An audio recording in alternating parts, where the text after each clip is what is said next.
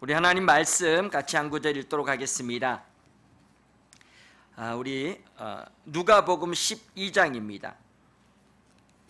제가 갖고 있는 신약 성경으로 114페이지에 있는데요. 누가복음 12장 22절부터 조금 길지만 34절까지 천천히 읽어보도록 하겠습니다. 누가복음 12장 22절부터 34절까지 교독하도록 하겠습니다. 제가 먼저 22절 읽겠습니다. 또 제자들에게 이르시되 그러므로 내가 너희에게 이르노니 너희 목숨을 위하여 무엇을 먹을까 몸을 위하여 무엇을 입을까 염려하지 말라. 복순이 음식보다 중하고 몸이 의복보다 중하니라.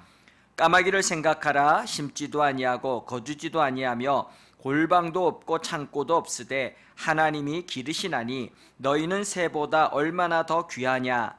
또 너희 중에 누가 염려함으로 그 길을 한 자라도 더할 수 있느냐. 그런즉 가장 작은 일도 하지 못하면서 어찌 다른 일을 염려하느냐. 백합화를 생각하여 보라. 실도 만들지 않고 짜지도 아니하느니라. 그러나 내가 너희에게 말하노니 솔로몬의 모든 영광으로도 입은 것이 이 꽃 하나만큼 훌륭하지 못하였느니라.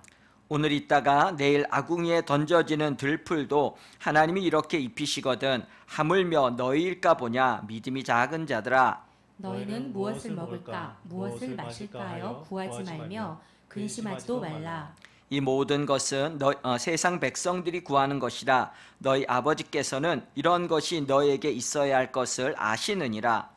다만 너희는 그의 나라를 구하라. 그리하면 이런 것들을 너희에게 더하시리라. 적은 무려 무서워 말라. 너희 아버지께서 그 나라를 너희에게 주시기를 기뻐하시느니라. 너희 소유를 팔아 구제하여 낡아지지 아니하는 배낭을 만들라. 곧 하늘에 둔 바 다함이 없는 보물이니 거기는 도둑도 가까이 하는 일이 없고 좀도 먹는 일이 없느니라. 너희 보물이 있는 곳에는 너희 마음도 있으리라. 아멘. 네, 우리 오늘 본문의 말씀 통해서 벤 패터슨 목사님이 쓰신 책 일과 예배라는 책에 세 번째 파트 있는데요.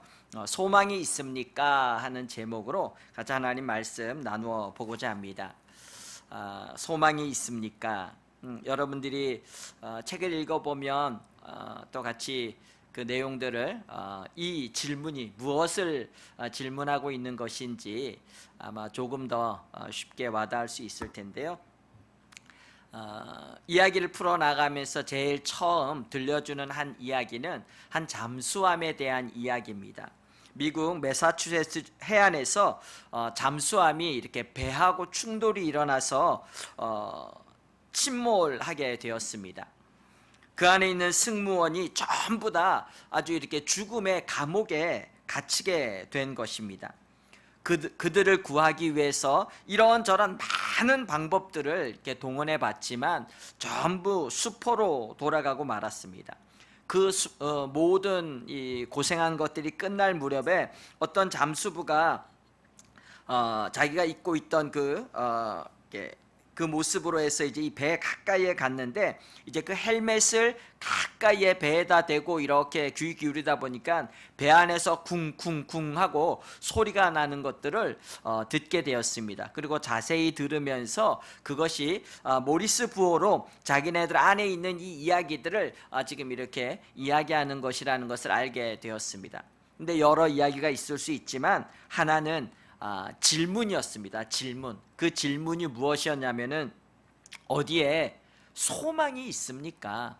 어디에 소망이 있습니까? 하고 계속 이 질문을 수없이 하더라는 것입니다. 무슨 질문입니까? 우리에게 살 길이 있습니까?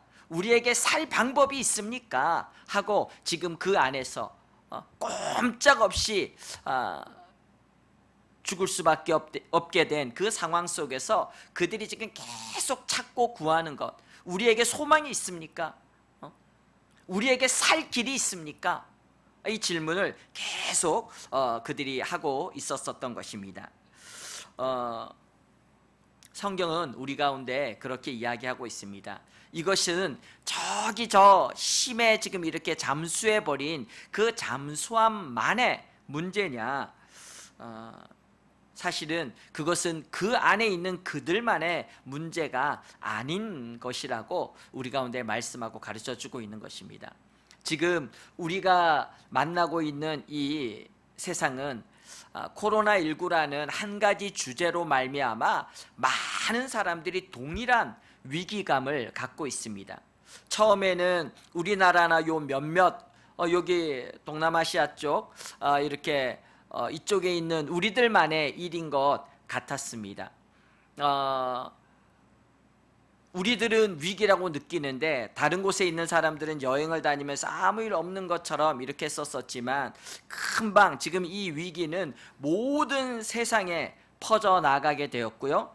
동일한 이 주제로 이렇게 이야기하면서 전부 다 염려하고 근심하고 또 그들 안에 터져나오는 이야기가 우리에게 소망이 있습니까?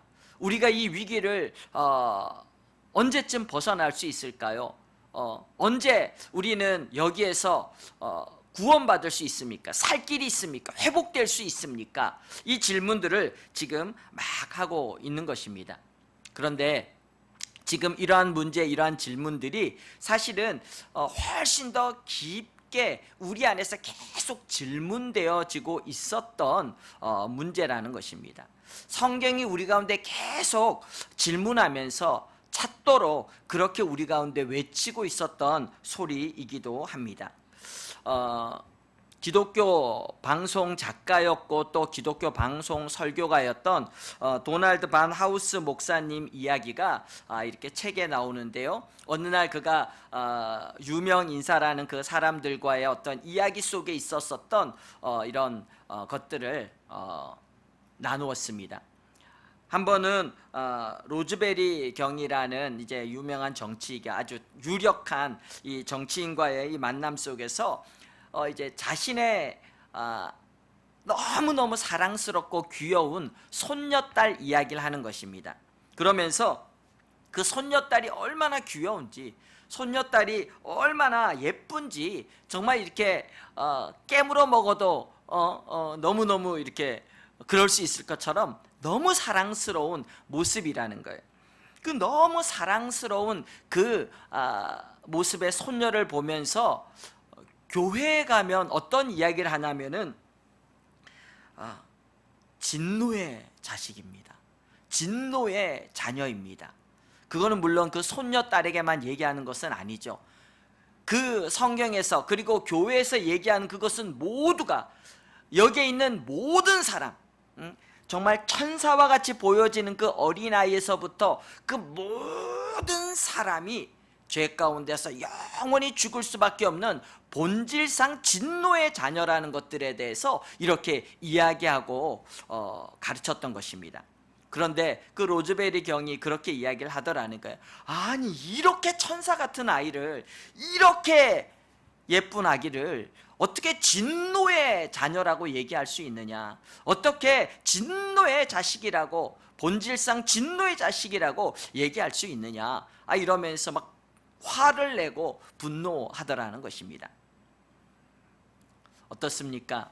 지금 저와 우리 사랑하는 성도들이 성경에서 얘기하는 것들을 더 심각하게 이렇게 받아들일 수 있다면 우리가 만나는 많은 문제의 답도 조금 더 쉽게 찾아갈 수 있지 않을까 하는 생각을 하게 됩니다. 여러분들은 어떻습니까? 여러분들이 만나는 천사 같은 그 아이들을 보면은 그 아이들을 향해서 죽을 수밖에 없는 이 본질상 진노의 자녀들이라고 얘기하는 성경의 이야기를 여러분들은 어떻게 해석하시고 받아들이겠습니까?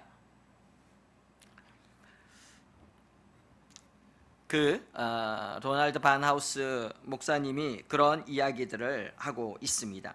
만약에 어떤 의사가 그 천사와 같은 그 손녀, 그 너무 예쁜 그 손녀의 그 팔꿈치에 있는 작은 점을 하나 발견하고 그것을 이야기하면서 이 아이는 문둥병에 걸렸습니다. 아주 위험한 문둥병에 걸렸습니다 라고 얘기한다면 당신은 무엇이라고 반응하시겠습니까?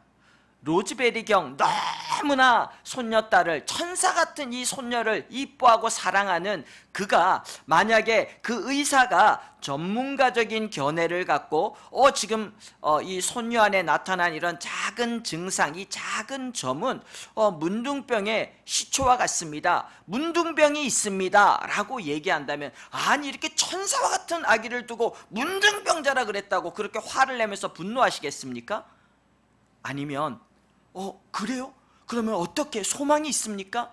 치료하는 방법이 있습니까? 구원받을 방법이 있습니까? 그렇게 질문하지 않겠습니까? 화를 낼 일이 아니라 더 실제, 더 실상, 진짜가 뭔지, 진짜 문제가 뭔지 그렇게 접근하지 않겠습니까? 라고 이야기하고 묻는다는 것입니다.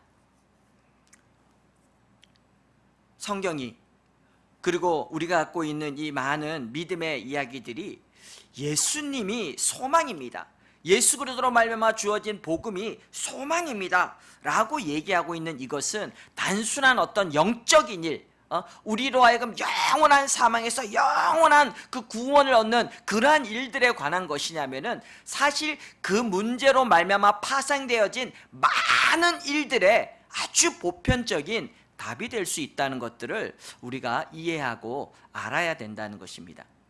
예수 그리스도로 말미암아 주신 이 복음이 우리에게 소망이 있다라고 얘기하는 것은, 지금 우리가 이해하고 만나고 있는 위기, 코로나19, 사회적 문제, 우리가 지금 겪고 있는 많은 두려운 일들, 이 모든 것에서 우리에게 소망이 있습니까? 우리에게 살 수 있는 방법이 있습니까?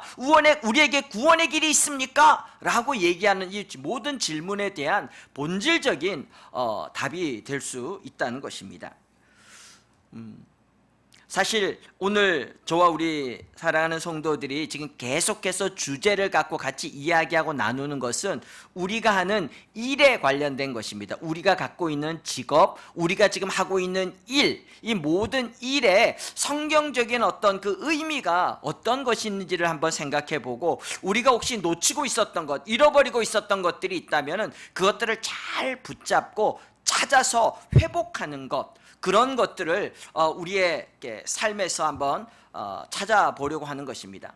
만약에 우리가 하고 있는 지금 일에서, 직업에서 사실은 주님을 경험하지 못하면, 주님과 함께하지 못하면은 우리는 우리가 살아가는 많은 삶의 영역에서, 훨씬 많은 시간 속에서 사실 주님 없이 사는 거와 마찬가지입니다.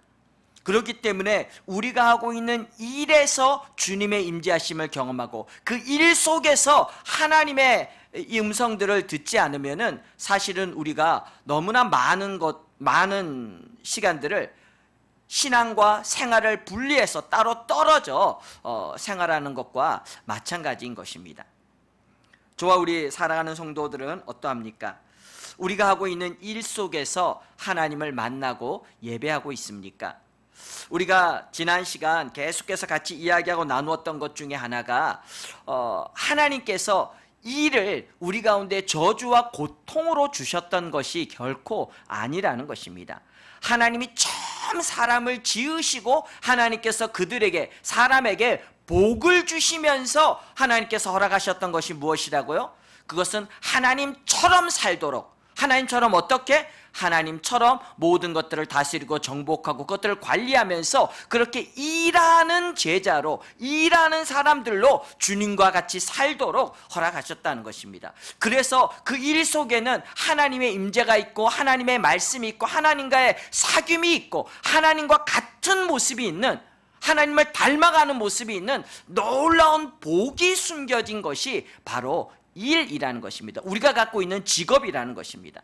그런데 우리가 너무나 많은 순간 이 직업에서, 그리고 일에서 이 복을, 고난을, 권리를 다 빼앗겨버린 채 사실은 저주와 고통 속에서 살아가는 듯한 그 모습들을 보이고 있습니다. 그래서 일하는 것은 우리를 피곤하게 하는 것이고, 힘든 것이고, 고통이고, 수고고, 마치 창세기 3장 인류가 죄를 범하고 난 다음에 하나님께서 뱀에게 또 하와에게 그리고 아담에게 말씀하셨던 대로 이제는 내가 하나님의 말씀을 버렸기 때문에 창세기 3장에서 뭐라고 얘기하죠? 창세기 3장 제가 잠깐 읽어드리겠습니다.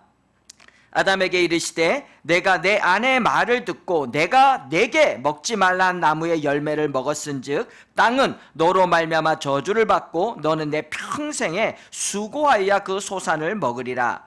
땅이 내게 가시덤불과 엉겅퀴를 낼 것이라. 내가 먹을 것은 밭의 채소인즉 내가 흙으로 돌아갈 때까지 얼굴에 땀을 흘려야 먹을 것을 먹으리니 내가 그것에서 취함을 입었음이라. 너는 흙이니 흙으로 돌아갈 것이니라 하시니라. 이렇게 말씀하고 있는 이 창세기 3장 17절 이하에 있는 대로 하나님의 말씀을 버리고 하나님 말씀을 버리는 것을 통해서 하나님과 관계가 끊어지면서 이제는 그들이 하는 모든 일이 수고로움이 됐고 저주가 되었고 그것을 방해하는 가시덤불과 엉겅퀴가 나는 그런 어떤 땀 흘리는 그러한 일들로 변화되고 말았습니다. 그런데 이 모든 곳에 하나님의 말씀, 하나님의 구원이 우리 가운데 필요하다는 것입니다. 지금 우리가 하고 있는 일에도 구원이 필요하다는 것을 여러분들은 얼마나 동의하고 있습니까? 거기에 구원이 이루어질 때, 내가 하고 있는 일에 구원이 이루어질 때 하나님이 본래 사람에게 주셨던 그 복됨이 우리 가운데 회복되고 이루어질 수 있다는 것들을 이야기하고 가르쳐 주고 있는 것입니다. 우리 주님이 가르쳐 준 주기도문 가운데 이러한 기도가 있습니다. 우리 마태복음 6장 11절인데요. 마태복음 6장 11절로 같이 한번 읽어보겠습니다. 시작. 오늘 우리에게 일용할 양식을 주시옵고. 아멘. 우리가 잘 아는 주기도문 안에 있는 내용입니다. 우리에게 일용할 양식을 주시옵고, 이렇게 하나님께서 기도하라고, 예수님께서 우리 가운데 기도하라고 이렇게 이야기하고 있습니다. 우리가 하나님 앞에 주여 우리에게 일용할 양식을 주십시오 하고 기도하는 이 내용은 조금 더 풀어서 설명하다 보면은 하나님, 내가 직장에서 이 직장의 일을 잘 감당할 수 있는 힘을 주십시오, 능력을 주십시오, 먹고 사는데 전혀 문제가 되지 않도록 내게 주신 일을 잘 감당하게 도와주십시오. 어떤 하나님께 우리에게 주신 이 일을 잘 할 수 있는 어떤 힘과 능력, 지혜들을 구하는 기도와 맞물려 있지 않았을까 생각을 해보게 됩니다. 그러면서 여러분들도 그 책에 대한 이야기들을 많이 들어보셨을 텐데, 하나님의 임재 연습이라는 그 책에 지은이에 대해서 많이 들어보셨습니까?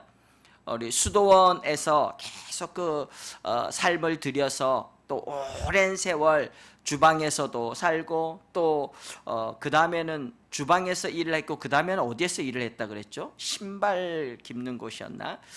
그렇게 했던 로렌스 형제에 대한 이야기들을 우리는 많이 들어보았습니다. 그는 평생에 하나님 없는 것처럼 살다가 그 전쟁의 여러 위기들을 지나고 이러는 가운데 아주 늦게 크리스찬이 되는, 하나님을 만나는 은혜를 받게 되었고요. 그리고 그가 수도원에 들어가게 되었습니다. 그리고 10년 동안 그는 그곳에서 주방에서 일하는 그런 허드렛 일하는 사람으로 그 일을 감당하면서 수도원에 머물 수 있는 자격을 얻었습니다. 그런데 그가 있었던 그 모든 과정 속에서 그가 경험하고 만나고 행하였던 것들이 이제 나중에 책으로 이렇게 나오게 되어졌는데요. 그가 얘기하는 건 무엇이냐면은 그 수도원 식당에 사는 그 모든 일 속에서 그는 하나님의 임재를 경험했다는 거예요. 그는 설거지를 하면서 하나님과 대화하고 만나면서 그는 그 하는 모든 것들이 그가 하는 기도 시간과 전혀 구별되지 않는 그런 영성 있는 시간이었고, 하나님을 예배하는 시간이었고, 하나님을 만나는 하나님의 임재가 있는 시간이었다는 것들을 경험하고 고백합니다. 그러기 위해서 그가 전제된 그 안에 먼저 이루어진 일이 뭐예요? 그는 그것을 예수님을 그 삶의 구주로 영접하였고, 예수님이 그 삶의 주인으로 임하기 시작하였을 때 그가 하는 모든 일이 바뀌었다는 거예요. 그가 식당에서 일을 하던, 아니면 저기 신발 가게에서 일을 하던, 아니면은 그 어떤 다른 일을 하던, 그 어떤 일이라는 일의 종류는 아무런 그에게 영향을 미치지 않는다는 것들을 알게 되었습니다. 그는 어떤 일을 하느냐가 아니라 그는 어떤 마음과 어떤 자세로 이 일을 하고 있느냐, 이것이 중요하다는 거예요. 그래서 그는 그 속에서 정말 골로새서 3장 23절에 보면 그런 말씀을 하고 있잖아요. 무슨 일을 하든지 너는 마음을 다하여 죽게 하듯 하고 사람에게 하듯 하지 말라, 이렇게 우리 주님 말씀하고 있었던 것처럼 무슨 일을 하든지 그는 마음을 다해서 하나님께 하듯 죽게 하듯 했다는 거예요. 그래서 하나님을 사랑합니다 하는 이 사랑하는 마음을 갖고 그가 하고 있는 모든 일에 힘을 다했고요. 그러면서 그는 그 속에서 그의 예배를 받아주시는, 그가 하고 있는 그 속삭임 속에서 하나님이 만나주시고 위로해 주시고 또 임재하여 함께 해주시는 것들을 풍성히 경험하는 그러한 삶을 살게 됩니다. 그래서 그는 그 일 속에서 하나님의 행복을 소유하고 하나님 임재하심 속에서 하나님의 깊은 사귐을 경험하면서 그 평안을 소유하고 누렸던 그런 경험들을 그곳에서 간증하고 있는 것입니다. 여러분, 오늘 우리가 읽었던 이 본문 속에 있는 내용들 무엇을 이야기하고 있는 것 같습니까? 저는 이 벤 패터슨 목사님의 일과 예배라는 이 책을 쭉 읽어가면서 이 세 번째 파트에서 제가 놓치고 있었던 것, 맞아, 이게 우리의 신앙 고백이었었는데 나는 이것들을 참 놓치면서 살고 있었구나 하는 것들을 새삼스럽게 깨닫고 또 고백했던 것이 있습니다. 그것이 무엇이냐면은 여러분들은 지금 여러분들이 하고 있는 일 앞에 얼마나 감사하는 삶을 살고 있습니까? 얼마나 하나님의 손길이 거기에 머물러 있다는 것들을 고백하고 경험하며 살고 있습니까? 여러분, 이스라엘 백성들이 출애굽하는 동안에 일용할 양식을 주님이 주셨습니다. 우리 출애굽기 몇 장이죠? 16장 4절. 우리 출애굽기 16장 4절을 같이 한번 읽어보도록 하겠습니다. 같이 합독하겠습니다. 시작. 그때 여호와께서 모세에게 이르시되 보라, 내가 너희를 위하여 하늘에서 양식을 비같이 내리리니 백성이 나가서 일용할 것을 날마다 거둘 것이라. 이같이 하여 그들이 내 율법을 준행하나 아니하나 내가 시험하리라. 아멘. 네. 자, 하나님께서 이스라엘 백성들 가운데 어떻게 보면은 농사도 짓지 않고 길쌈도 할 수 없는 그런 상황과 형편 가운데 있던 그들에게 먹을 것, 입을 것들을 다 책임져 주셨던 그 하나님의 임재하심들을 경험했었던 자리가 바로 이스라엘 백성들의 광야의 삶이었습니다. 자, 그 가운데서 하나님께서 이렇게 너희들에게 일용할 양식을 주시겠다, 이렇게 말씀하고 있습니다. 일용할 양식을 얻는다는 이것은 다른 말로 얘기하면 뭐예요? 하나님이 지금 그들과 함께하면서 그들을 책임져 주신다라는 것들입니다. 그렇기 때문에 그 이전 그 조상들 어느 누구도 경험하지 못했던 그것들, 바로 하늘로부터 오는 그 양식 만나를 이 백성들이 거두면서 어떤 마음과 생각이 들었을까요? 하나님이 하셨습니다. 하나님이 하셨습니다. 내 삶에 이렇게 하나님이 공급하시고 하나님이 책임져 주시는 하나님의 임재하심이 있습니다. 이것들을 경험하면서 만나를 거둘 때마다 하나님이 주셨어 라는 고백과 더불어서 그들에겐 그것이 큰 감사고 은혜의 어떤 상징이 되었었을 것입니다. 하나님의 임재하심이 그들 가운데 있는 것이죠. 그런데 생각을 조금 바꾸어서 광야 2세대를 생각해 봅시다. 광야에 들어와서 그리고 나서 태어난 아이들의 그 입장에서 보면은 이 백성들은 어떠했을까요? 그들은 태어나면서부터 만나가 있는 것들을 보았습니다. 태어나면서부터 나가면 만나를 거둘 수 있었고요, 그냥 아무런 수고 없이 그냥 그것들을 먹고 누릴 수 있는 것이 그들에게 있었습니다. 만약에 그들의 부모들이 그들의 신앙의 지도자들이 그것을 이야기해 주지 않으면, 가르쳐 주지 않으면, 이렇게 하나님께서 우리를 출애굽시키셨고 구원하셨고 하나님께서 우리 가운데 이런 필요한 것들을 다 채워주신 것 하나님이 하셨어, 하나님이 하셨어, 이것들을 이야기하고 가르쳐 주면서 그들이 그 하나님 앞에 주신 만나가 그냥 당연한 것이고 언제나 누릴 수 있는 것이 아니라 하나님의 은혜고 선물이면서 하나님 앞에 충분히 감사할 제목이라는 것들을 잘 이야기하고 가르치지 않았다면, 그러면 너무나 그것들은 그들에게 당연한 권리가 되어졌을 것이라는 것입니다.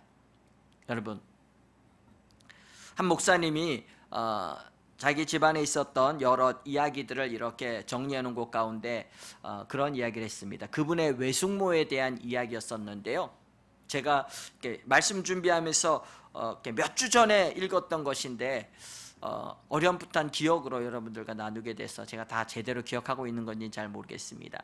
그분이, 그 외숙모가 정말 크리스찬으로서 참 이렇게 따뜻한 마음을 갖고 계셨던 분이라고 합니다. 그래서 그 목사님의 외숙모가 이제 사실 쉽지 않은 상황과 환경 가운데서라도 일주일에 한 끼라도 노숙자들에게 식사를 제공해야겠다 생각하고 정말 그가 힘을 다해서 음식을 준비해서 그 주변에 있는 노숙자들에게 이렇게 일주일에 한 끼씩 계속 꼬박꼬박 식사를 제공했다고 합니다. 사람들이 어떤 마음과 태도로 왔을까요? 어이구, 감사합니다, 잘 먹겠습니다, 고맙습니다, 이러면서 정말 감사하는 마음을 갖고 그들이 와서 그렇게 대접을 받았다고 합니다. 그런데 그것이 한 달, 두 달, 1년, 2년 이렇게 해가 반복되고 나니까 어느 순간부터는 그게 너무나 반복적이고 익숙한 일이 된 다음부터는 그것이 권리가 되어져 있더라는 것입니다.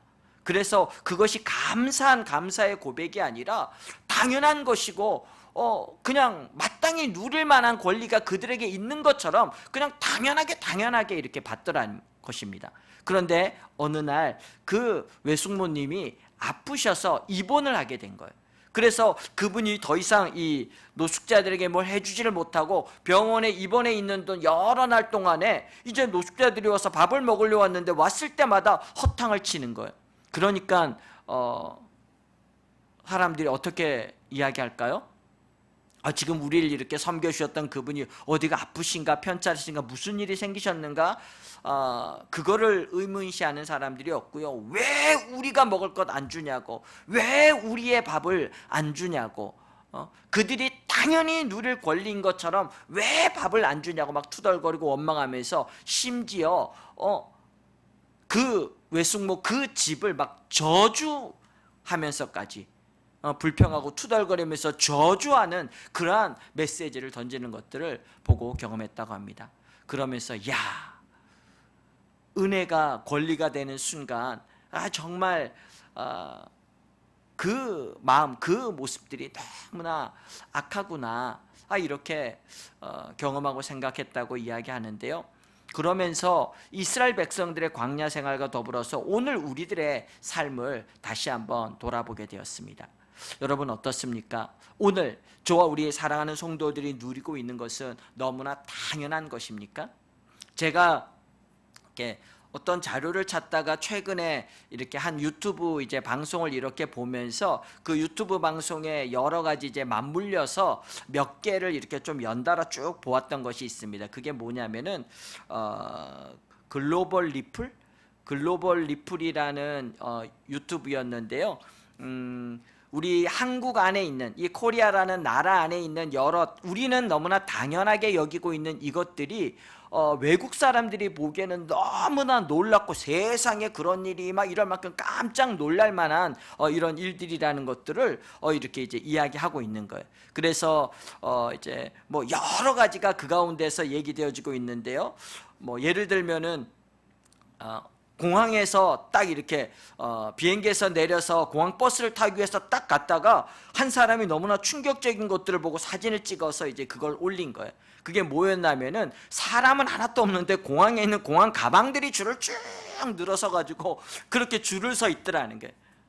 그리고 주변에 이 사람들이 주인들이 그러면 가방을 놓고 어디에 있지 하고 봤는데 사람은 안 보여. 그리고 좀 멀리 떨어진 곳에 몇 사람이 있긴 있는데 이 가방 수만큼의 사람이 있지 않고 사람은 안 보이는데 가방이 쭉 줄 서 있고 시간이 될 때까지 사람이 나타나지 않는 거예요. 그리고 시간이 다 되어서야 그 가방 주인들이 나타나서 거기에 맞추어서 줄 서고 차를 타는 것들을 이제 보게 되었습니다. 그러면서 이 사람은 너무나 놀라운 이야기를 하고 있는 거예요. 세상에 저렇게 사람도 없는 저 가방을 아무도 안 가지고 가. 그리고 그것을 믿고 있어. 세상에 이런 나라가, 이러면서 그게 어떻게 보면 우리는 참 이렇게 뭐 그럴 수 있지. 그리고 많이 그런 것들 자주 하지. 도서관에서도 다 가방들만 쭉 줄 서 있고 새벽에 시험 때쯤 가면은 사람은 없고 가방만 쭉 줄 서 있고 이런 것들도 우리도 자주 경험하잖아요. 근데 그렇게 하고 있는 이 모습들이 너무나 세상 사람들에게는 신기하게 보였다는 거예요. 그래서 세상에 있는 많은 사람들이 거기에 리플을 막 다는 거예요. 뭐 우리나라에서는 뭐 우리 이탈리아는 뭐 당장 호텔에 놔뒀던 가방도 없어지는 판인데 저렇게 바깥에다 두었던 저 가방이 그대로 있다고 막 이러면서 막 너무나 놀라운 이야기들을 막 하고 있어요. 그런 것뿐만 아니라 한 사람이 또 사진을 찍어서 올렸는데 그게 뭐냐면은 이 사람이 외국에 있던 사람이 이제 한국에 와서 이제 이렇게 생활하기 시작하게 되었는데 어느 날 자기에게 이렇게 문자가 왔는데 이게 무슨 말인지 잘 몰라요. 그래가지고 이제 친구에게 야 나한테 문자가 왔는데 이게 뭐라고 왔느냐 했더니까 친구가 이렇게 얘기해 주더래요. 택배입니다. 당신의 택배가 지금 당신이 없어서 문 앞에 두고 갑니다. 이렇게 해서 문 앞에 두고 간다고 그러고 문자가 왔더라는 게, 이 사람이 갑자기 깜짝 놀라가지고 그러면 안 된다 그래. 내가 지금 집에 없는데 문 앞에다 두고 가면 어떡하냐. 안 된다 그래. 막 이제 그렇게 좀 그걸 보내달라 그랬더니까 그 친구가 얘기하는 거야. 아니야 다 그래. 누구나 다 없으면 문 앞에 두고 가라고 그러고 그리고 가서 찾아가면 되는 거야. 가지고 들어가면 되는 거야. 그러니까 아니 그게 어떻게 가능하냐 막 이러면서 자기가 경험한 것들 이제 막 얘기했는데, 야 우리 동네에서는 다 그래 이러면서 자기가 갖고 있던 사진을 하나 보여주더라는 게, 아파트인데 아파트 관리실이나 이런데 그냥 주인이 없으면은 아파트 관리실에 갖다 놓게요. 그리고 아파트 관리실 앞에 물건들이 택배 물건들이 쫙쫙쫙쫙 쌓여서 쫙 쌓여진 이것들을 이렇게 사진을 보여주면서 우리 동네는 다 이래. 그냥 물건 두고 가면 자기가 알아서 가서 자기 것 찾아가면 되는 거야 하고 얘기했는데 도저히 이해할 수 없었다. 어떻게 그럴 수 있느냐, 어떻게 사람들이 그거를 아주 도둑들의 천국일 것 같아 막 이런 생각과 마음이 있는데, 이제 많은 사람들이 내가 유학으로 여기 왔었을 때, 내가 직장으로 여기 출장 나왔을 때 이러면서 자기가 한국 안에 경험했었던 많은 것들을 이렇게 이야기하고 하면서 정말 한국은 놀라운 도시야, 놀라운 어떤 그런 도덕성을 갖고 있고 남의 것을 훔치지 않고 막 이런 것들을 정말 너무나 좋은 나라라고 거기서 막 리플을 다는 것들을 이렇게 보게 되었습니다. 그뿐만 아니라 세상에 지하철을 탔는데 지하철에 온열 매트가 깔려 있더라고. 세상에 아니 지하철 칸에 온열 매트가 깔려 있는 지하철을 내가 타봤다고 막 이러면서 올렸더니 세상에, 이러면서 세상에 있는 사람들이 리플을 막 다 남기더라는 것입니다. 세상에 모든 지하철에서 와이파이가 돼서 핸드폰으로 내가 모든 정보 검색을 다 할 수 있어 이러면서 세상에 이런 나라가 있어 막 이러면서 한국 안에서 우리가 누리고 있는 너무나 당연하다라고 생각했던 많은 것들이 세상에 있는 많은 사람들에게는 너무나 신기하고 놀라운 일이라는 것들을 막 이야기하고 정말 대단한 나라라고. 저도 최근에는 이제 요번에 그 글로벌 리플이라는 그 유튜브를 통해서 이제 경험했는데요.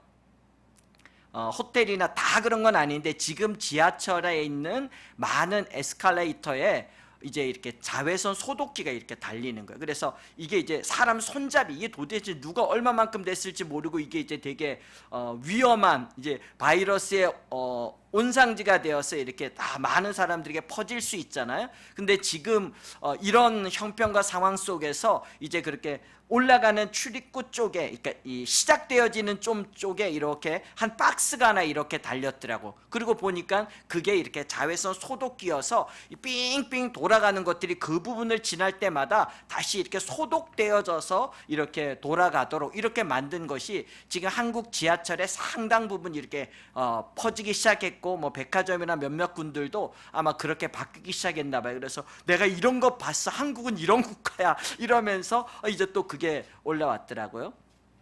여러분 어떻습니까? 제가 이렇게 이야기하는 이유 중에서 하나는 이 나라 이 민족이 반만년의 역사를 갖고 있다고 이야기하는 이 나라가 이렇게 풍성하게 먹고 마시며 살 수 있게 된 것, 누림을 가질 수 있게 된 것, 세상의 많은 부분에 있어 와 세계 최고야 막 이러면서 와 한류 이러면서 막 거기에서 나도 저들이 하는 그 문화를 즐기고 나도 본받고 나도 좀 함께하고 싶어 이러면서 막 사람들이 박수치는 나라가 된 것, 이러한 것들이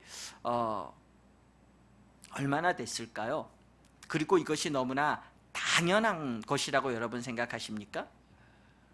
어느덧 출애굽 2세대가 만나를 먹을 때 이거 당연한 거 아니야? 내가 눈 뜨면 늘 공급되는 거 아니야? 이렇게 생각하고 있는 이것이 너무나 우리가 당연하게 되고 당연하게 된 것이 권리가 되어져서 그것들이 대한 문제가 뭐라고 생기면 막 불평하고 원망하고 그렇게 잘못됐다고 소리치는 이유가 된다는 것입니다. 그런데 저와 우리 사랑하는 성도들이 지금 적어도 세상에 있는 많은 사람들이 그렇게 반응할지 모르지만 적어도 예수님을 아는 사람들이라면, 그리고 예수님을 만난 사람들이라면 우리는 다른 시각으로 반응할 수 있어야 되지 않을까 생각합니다.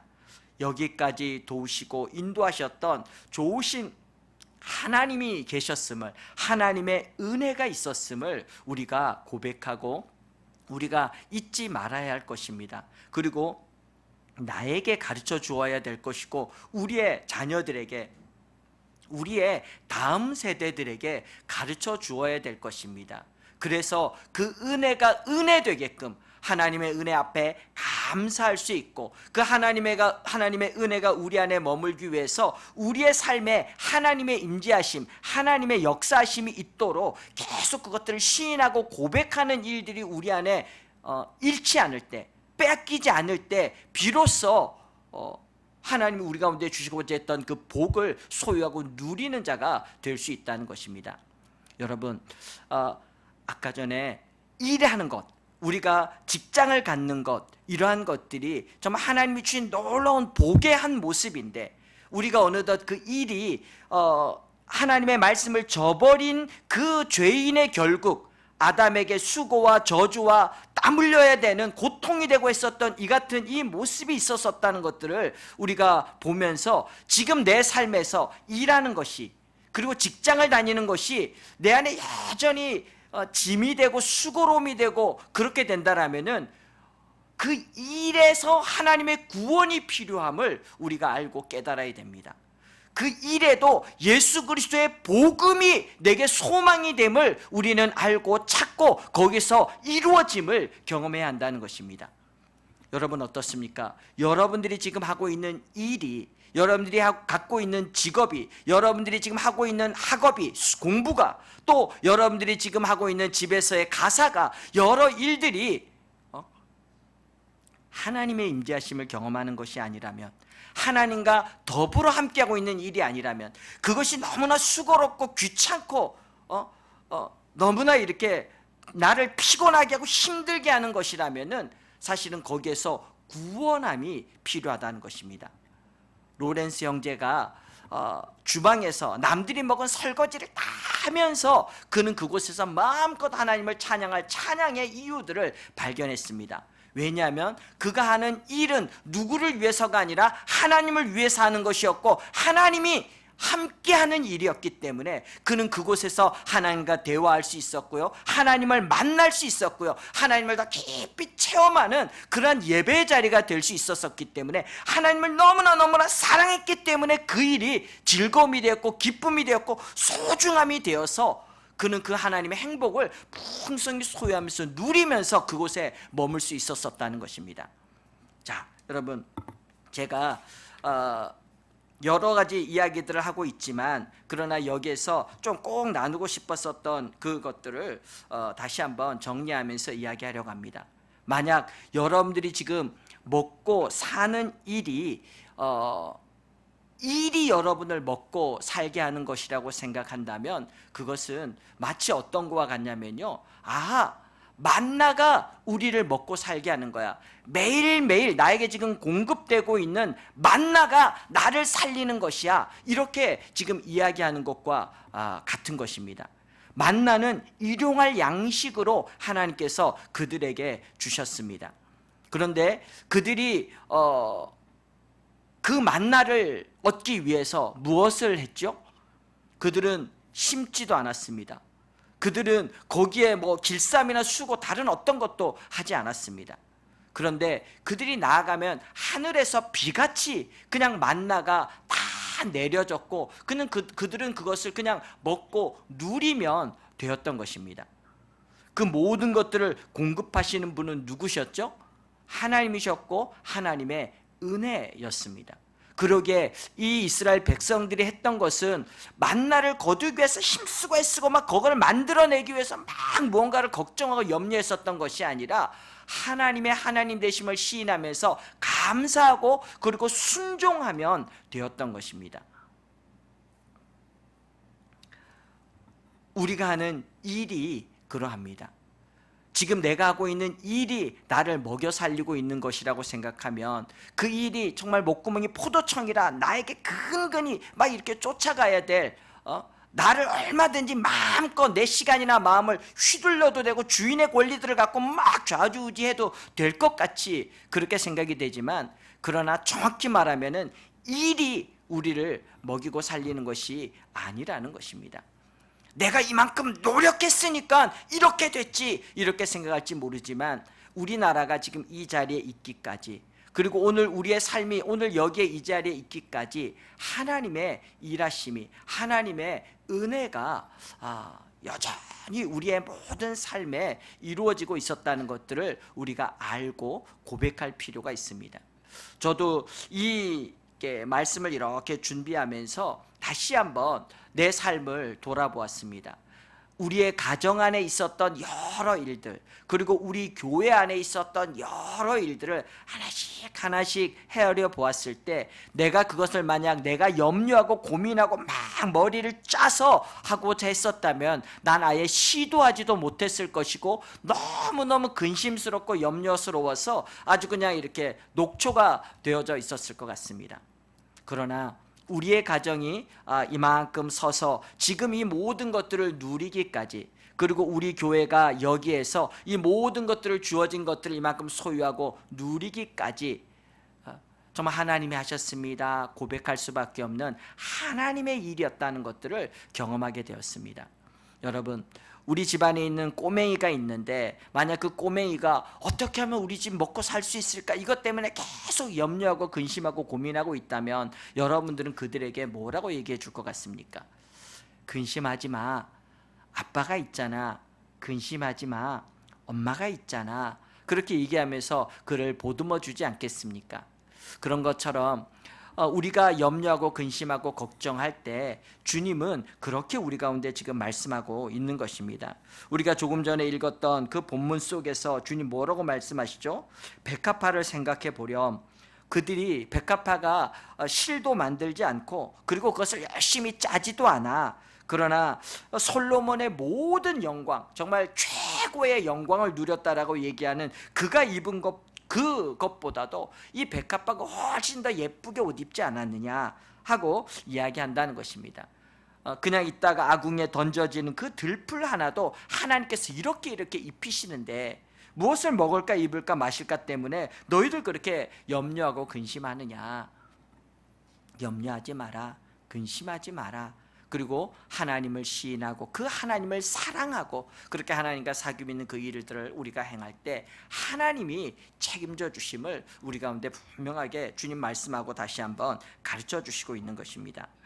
코로나19 때문에 교회도 그리고 우리나라 그리고 전 세계도 뭐 어떤 회사 하나가 잘 돼서 회복될 수 있는 게 아니라 정말 온 세상이 지금 다 같이 힘을 내서 뭔가가 회복되지 않으면 안 될 만큼 아주 그렇게 온 세계 경제가 지금 막 휘청휘청되고 이러고 있는 이 모습들을 보게 됩니다. 근데 그러면서 다시 한번 생각이 되는 것은 시편 127편에 보면 그런 말씀이 있잖아요. 우리 하나님이 세우지 아니하시면 집을 세우는 자의 수고가 헛되고 우리 하나님이 지켜주지 아니하시면 파수꾼의 경성함이 허사로다 얘기하고 있습니다. 우리가 많은 것들을 지금 아둥바둥 되려고 하고 있는데요, 우리 안에 먼저 회복돼야 될 것, 먼저 이루어져야 될 것이 있는데, 그것은 우리 교회 안에, 이 나라 안에, 그리고 온 열방 안에 하나님이 하나님 되시지 못한 것에서부터의 구원함이 먼저 이루어져야 한다는 것입니다. 저와 우리 사랑하는 성도들이 이 문제 앞에서 근심하고 염려하는 것이 아니라 기도해야 한다면 어떤 기도를 할 것입니까? 하나님을 막 흔들어서 내 마음대로 좌지우지하기 위한 기도를 해야 될 것입니까? 아니에요. 우리 안에, 교회 안에 하나님을 하나님 자리에서 섬기고 인정하고 그분을 시인하지 못했던 이 불신앙들이, 이 불순종들이 먼저 교회 안에서 회복되어야 합니다. 그럴 때 이 세상이 주의 주되심을 보고 또 구원의 길들로 나올 수 있게 될 것입니다. 저는 하나님께서 우리에게 지금 소망이 있습니까?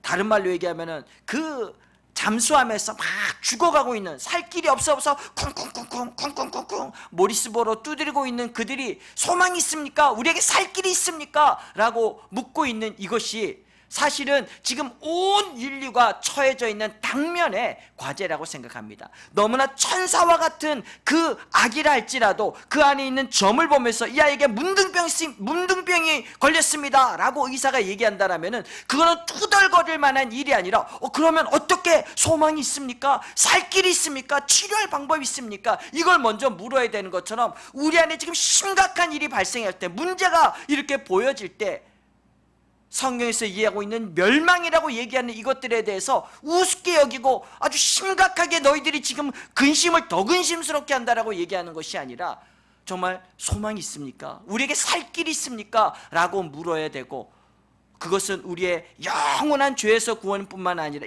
우리가 지금 경험하고 있는 심각한 이 모든 일에서의 구원이 예수 그리스도의 복음으로, 예수 그리스도의 은혜로 우리 가운데 주어짐을 우리가 먼저 시인하고 우리가 먼저 고백할 수 있어야 되고요, 이것을 세상에 알려주는 것이 크리스찬들이 우리가 전해야 될 그런 아름다운 덕을 선포하는 일이라고 주님 우리 가운데 말씀하고 가르쳐 주시고 있습니다. 여러분, 저는 저와 우리 사랑하는 성도들이 우리가 지금 하고 있는 일에서부터 하나님의 구원하심이 이루어지도록 우리가 하나님 앞에 먼저 겸손히 무릎 꿇을 수 있었으면 좋겠습니다. 여러분이 하고 있는 일이, 여러분들이 갖고 있는 직업이 우리를 먹이고 살려서 여기까지 이렇게 한 것 절대로 아닙니다. 하나님이 하셨습니다. 하나님의 은혜가 우리를 여기까지 인도해 주셨고 지켜주셨고 먹여주셨고 돌보아 주셨습니다. 물론 그런 것들을 핑계로 일하지 말라라고 얘기하고 있는 거 절대로 아닙니다. 진짜 복음이 들어갔고 진짜 청교도 신앙을 갖고 있었던 그 많은 청교도 신앙의 사람들은요, 일하지 않는 것들을 아주 부끄럽게 여겼습니다. 왜냐하면 하나님은 일하시는 분이셨고 우리 주 예수 그리스도로 일하는 제자로, 일하는 분으로 오셔서 내가 아버지께서 일하는 것 같이 나도 일한다고 말씀하시며 그 일 자체가 귀한 하나님의 임재를 경험하고 하나님처럼 살아가는 한 통로고 방법인 것들을 주님 말씀하고 가르쳐 주셨기 때문입니다. 그래서 쉼없이 일하기 위해서 힘쓰고 애썼고 그 일이 하나님을 경험하고 만나고 닮아가는 놀라운 신앙의 한 통로였음을 끊임없이 가르치고 이야기했습니다. 그렇습니다. 저는 저와 우리 사랑하는 성도들이 다시 한번 우리가 하는 일 속에서 하나님의 임재를 경험하고 하나님의 구원하심을 경험하면서 그 일이 주는 기쁨들, 일이 주는 그 하나님을 닮아가고 하나님을 깊이 체험하는 그 은혜들을 더 풍성히 소유하고 누릴 수 있는 저와 우리 사랑하는 성도들이 다 되었으면 좋겠습니다. 우리 주님 앞에 집중하고 집중하는 여러분들이 지금 꿈꾸고 소망하는 많은 세상의 것들, 여기 예화로 들었던 것 중에 제가 쿡 하고 웃었었던 것 중에 하나가 뭐냐면은 6명의 자녀를 둔 부모와 600만 불을 가진 사람에 대한 이야기하면서 큰 차이점이 한 가지 있는데, 그게 뭐냐면은 여섯 명의 자녀를 둔 이 사람은 더 이상 결코 자녀를 원하지 않는다는 거예요. 그런데 600만 불을 가진 사람은 더 많이 갖고 싶어 한다는 것입니다. 다른 말로 얘기하면은 우리가 일로 말미암아 주어진 어떤 그 열매, 돈, 이런 것들을 우리가 쫓기 시작하면은 다 이루었다, 만족해, 이 정도면 됐어 라고 얘기하는 것은 거기에서 결코 주어지지 않고 더 하는 또 다른 우상에게 빠질 수밖에 없다는 것입니다. 탐심은 곧 우상 숭배니라 말씀했던 것들이 아주 우리가 갖고 있는 우리 속에 깊이 숨겨져 있는 하나의 속마음을 확실하게 이렇게 겉으로 표현시켜 놓은 성경의 구절이라고 생각합니다. 그것은 우리를 결코 만족의 이 정도 하고 머물게 하지 않습니다.